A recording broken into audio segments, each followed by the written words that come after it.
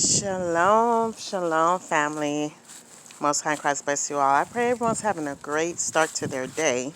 I just wanted to show you an update in the garden and what's growing with JoJo. I am just so ecstatic and excited with everything that is blooming. And I'm going to show you guys this little DIY project that we did over here. And what I wanted to share with y'all is yesterday, finally, we got some rain out here in Texas. It's been 3-digit temperatures all week long, and I was just praying for some rain because it was just really, really hot.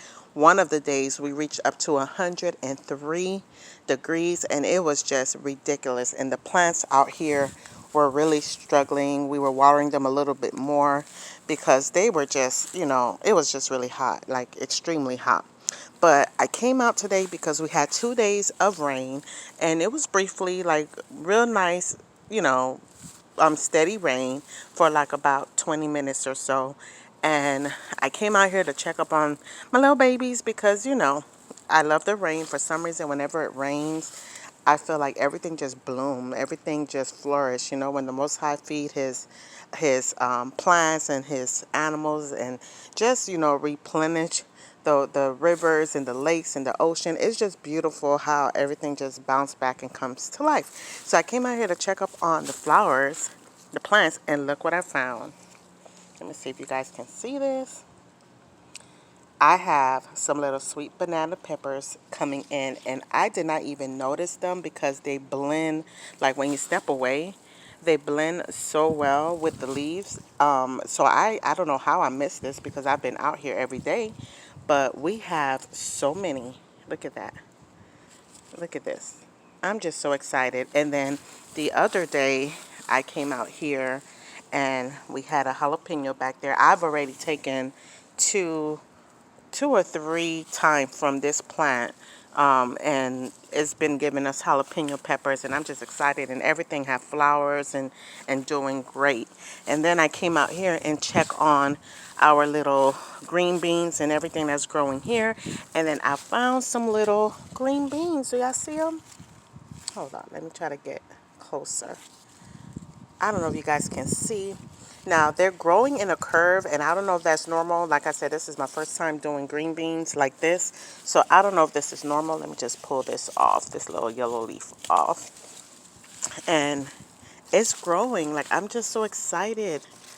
I'm just so excited. Let me just, while you guys are on here, this is what I do. I normally come out here, and anything that looks like this, I remove it from the plant because ain't no point, and look at me, yeah, I went a little bit ghetto there.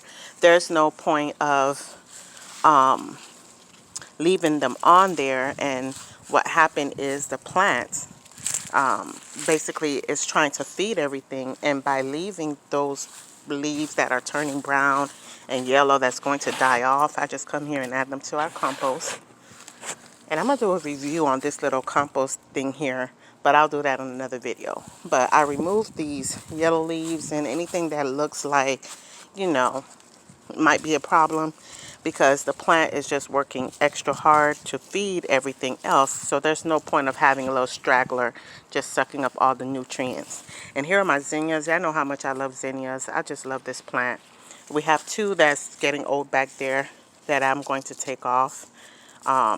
I was actually going to let them dry, and hopefully they go to seed so I can take some of the seeds and save them. But zinnias and marigolds are like my favorite.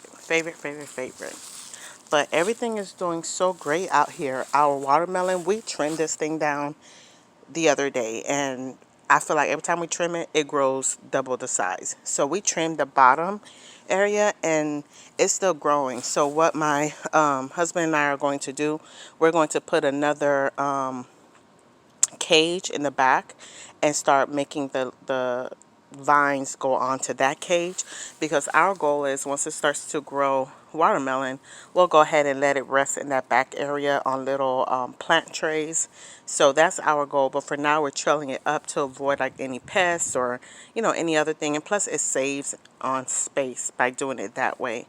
But this watermelon is thriving. We grew this one from seed, and it's just thriving, thriving, thriving. I'm just excited with everything that's going on, and the fact that I'm learning so much. As we go, we're learning, and there's trials and errors, and there's, sometimes you have to go back and redo things. These are, I think, some zinnias and marigold. I don't know what I put in here, but I just had a whole bunch of flower seeds that I put in here, and they're growing, so that's good.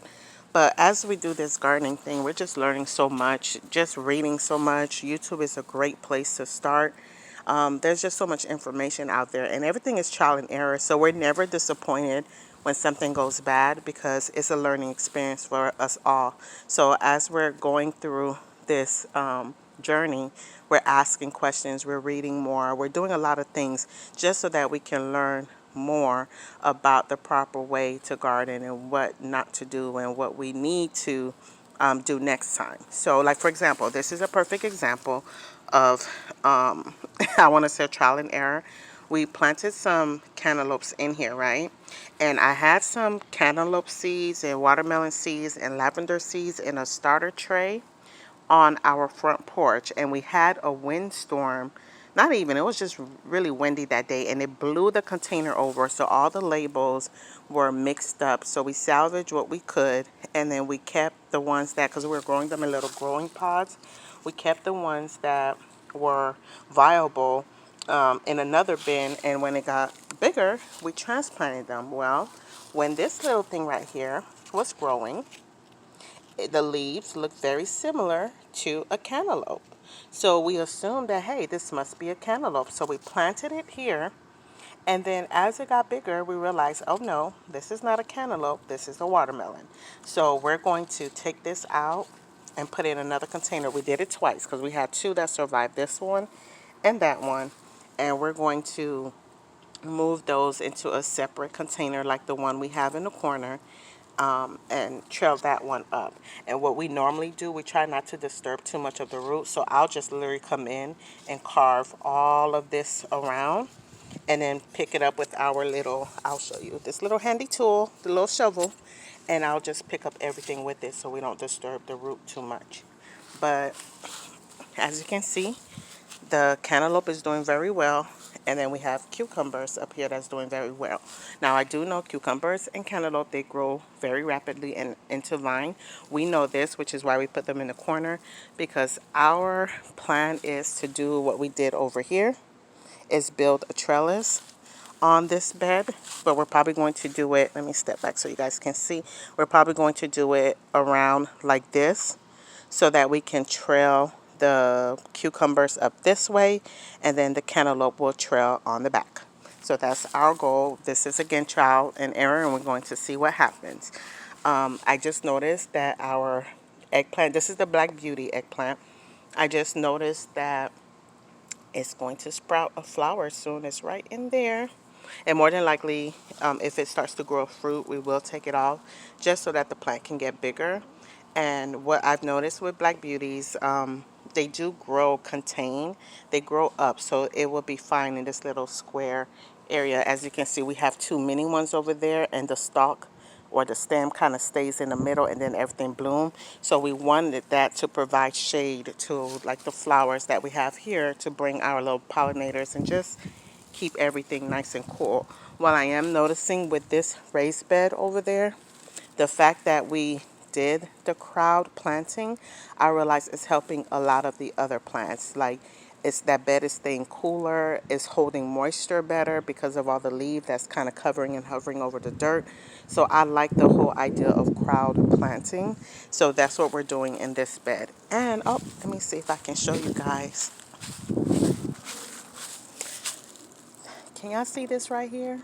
That's my little basil plant.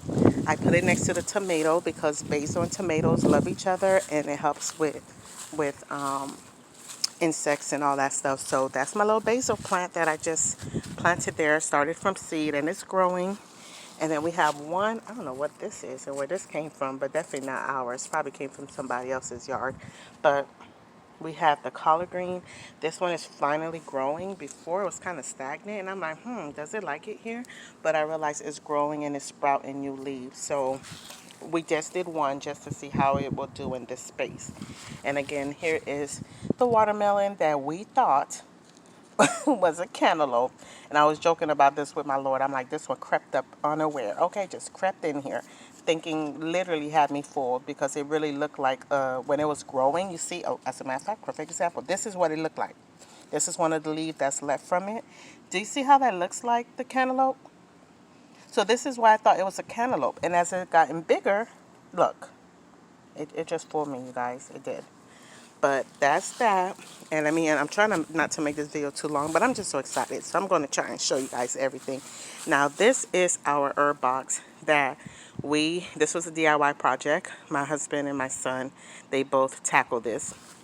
But this was actually a wine box that we found at the thrift, and it was dirt cheap. Found it at the thrift. I think it was like $1 or $2. And then I got some wood stain, and my husband built the legs using some 2x4s. And we're planning on adding another box right here.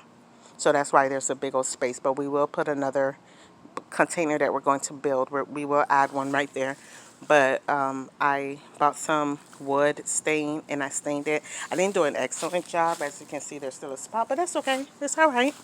But this is our little herb box. And right now I just have some basil and parsley in there. And I'm planning to add some more stuff. But it's just been really hot. And I'm realizing some seeds that I'm starting indoor have not germinated. So I'm going to try it again and see if maybe they'll do better outside. And you guys know this one, my mini eggplant. This one was struggling, and thanks to my sister Laura, Shalom, she advised that I trim away all, because it did not look like this. Let me tell you guys. It was looking very anorexic. Oh, there's a bug on there, and I don't know what bug that is. Oh, that's a bee. I'm going to step away. Now, here's the crazy thing. I'm going a little bit off task. Can y'all see that big old bee? I'm allergic to bees. So that's one of the things I have to kind of watch with gardening.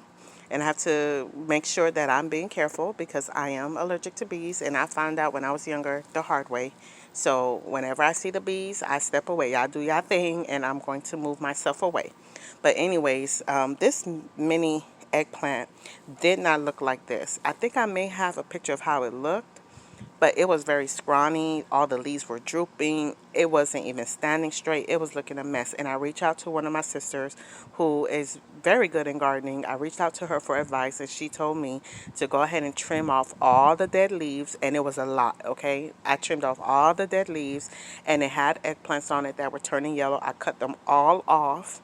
And then we started spraying it with neem oil because I felt that it had some type of pest going on with it, because it had little holes, which is very consistent with, I think it's called black beetles or something like that. So I sprayed it and everything, and this thing bounced back. As a matter of fact, it's looking better than the one that was doing okay. This one is looking kind of thirsty, so I'm going to give it some water. But it's doing way better than this plant, which was the one that was thriving, just by snipping away all of the dead leaves and trimming away some of the branches and removing the fruits. I know it's so exciting when we see fruits growing on the plant, but if the plant is not mature enough, you need to prune and take those fruits off, because it will stunt the plant, because now instead of focusing on growing, the plant is now focusing on those fruits and it's not ready to support it. So you have to trim them away.